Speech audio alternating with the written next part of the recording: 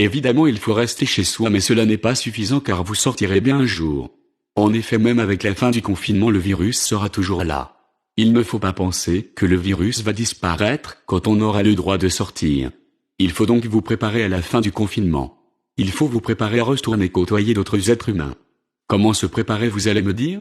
C'est en réalité très simple. Je vais vous expliquer la seule et unique méthode qui fonctionne pour ne pas attraper le coronavirus. Cette méthode n'est pas du tout mise en avant par les médias et par le gouvernement. En effet, ces derniers se contentent de nous dire qu'il faut se laver les mains et tousser dans son coude. Ces recommandations sont ridicules et sont très insuffisantes par rapport à la gravité de ce virus. Pour se prémunir de ce virus, la seule et unique méthode est de booster son système immunitaire. En effet, c'est notre système immunitaire qui nous protège du coronavirus et des virus de manière générale.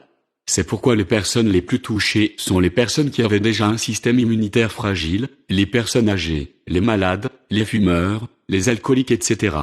Donc il faut absolument booster son système immunitaire afin que notre corps puisse se défendre naturellement contre les virus, et ce sans aucun médicament. Comment faire, vous allez me dire? Il y a plusieurs façons possibles, mais en gros il y a 3 piliers principaux. Le premier pilier, qui est selon moi le plus important, est le sommeil.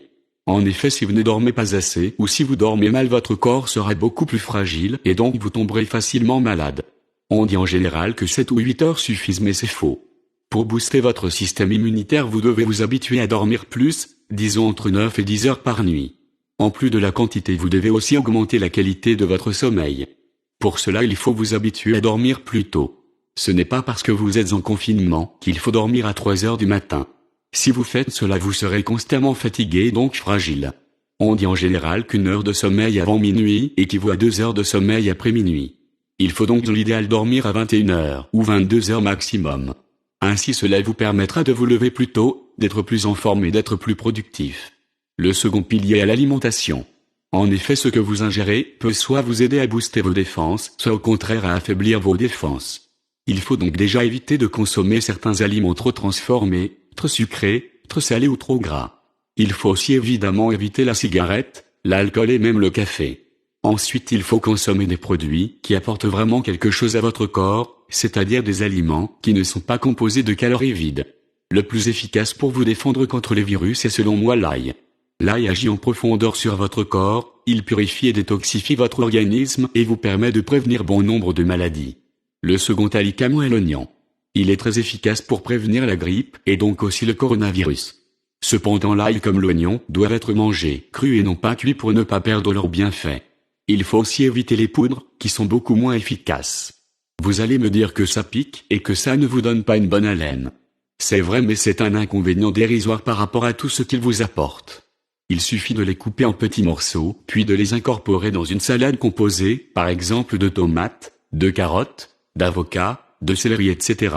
Là, cela ne devrait plus trop vous piquer et ces légumes sont aussi bourrés de vitamines intéressantes. À force, vous allez même aimer cela. Si vous mangez une salade de ce type au moins une fois par jour, vous boosterez drastiquement votre système immunitaire. Préférez si possible des légumes bio et locaux. Concernant la laine, vous pouvez mâcher du persil ou de la menthe et l'odeur de l'ail et de l'oignon va disparaître rapidement. Voilà pour le deuxième pilier, qui est l'alimentation. Concernant le troisième pilier, il s'agit de votre activité sportive et spirituelle. Il est en effet fortement recommandé de faire du sport, car cela va avoir un effet positif sur votre bien-être physique mais aussi mental. Même si vous êtes confiné, vous pouvez faire plein de choses chez vous comme des pompes, des abdos, du gainage, des haltères, etc. L'idéal serait d'avoir un tapis de course à la maison. Dans tous les cas, si vous avez transpiré, c'est que vous avez fait une bonne séance. Évidemment, après il faut prendre une douche, de préférence froide. Il est également fortement recommandé d'avoir une activité spirituelle. Cela va vous permettre notamment de diminuer votre stress et donc de booster votre système immunitaire.